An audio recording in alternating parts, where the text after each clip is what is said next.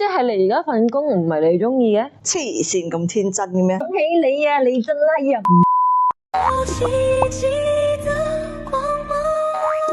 阿 Sansan 啊，咩叫興趣啊？做自己中意嘅嘢。咁咩係工作咧？即係揾錢，要翻工要揾食，但係又好想做自己中意做嘅，但係又中意做嘅，好似揾唔到食咁樣喎。我係咪啲人唔識玩啊？都要喺呢個世界要學㗎，因為有啲人就係識翻工咧，個人好似機械人咁啦，生存啊嘛，就梗係要揾 support 到嘅工作，我先至唔使死啦。咁點解你覺得興趣係揾唔到錢咧？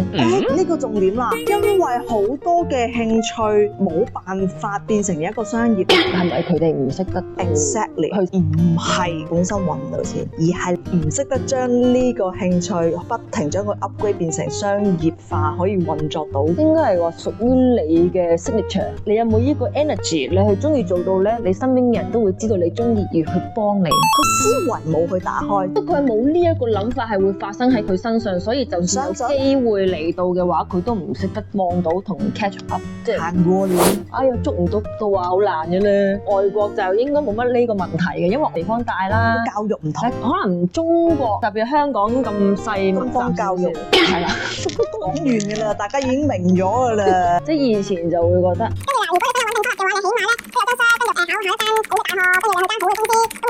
上等人，佢哋上一代確實方法可能就係咁，係啦，所以佢哋相信咗呢個系統之後咧，咁就冇辦法擺脫啦。跟住就覺得下一代都唯有係咁，係，然後重複佢哋行過嘅路，下一個又痛苦喎，重複佢哋行唔到嘅路啊，要個仔行一次啊。有一種咧就係覺得阿爸都唔得啦，你咪發夢啦。第二咧就好想我完成唔到嘅夢想咧，就寄託咗嚟個仔女度，希望佢做。你有冇問清楚佢究竟中意做啲乜嘢？時代都唔同咗啦，係啦，你甚至係冇關懷過自己嘅感受，而為咗揾錢而變咗一個機械人嘅工具。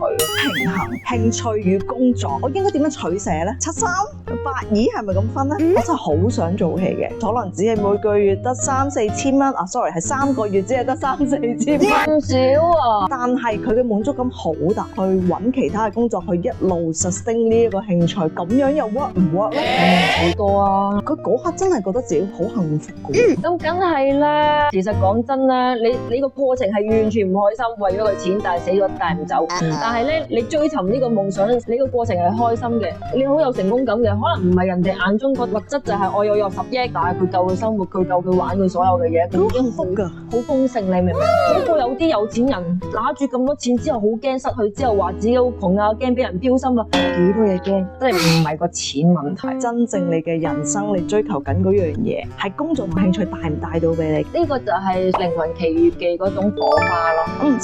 唔係話需要意義咯，但係我覺得係嗰個叫火花。即係可能譬如當我好中意畫畫嘅，我拎起支筆咧，我就覺得同佢咧好有共鳴感噶啦。我就喺當下我入咗個心流啊！喺度畫畫，我可以沉醉8個鐘頭，我都掹唔翻我出嚟咁樣。我喺度轉緊個 pizza。即係係啦，時間係錯覺，話邊個快唔快？你同期嗰啲快唔快？其實我覺得根本就完全唔需要睇同埋比較，因為其實你只要行你自己嘅生活節奏咧，你已經係最好嘅，你已經係最幸福嗰個。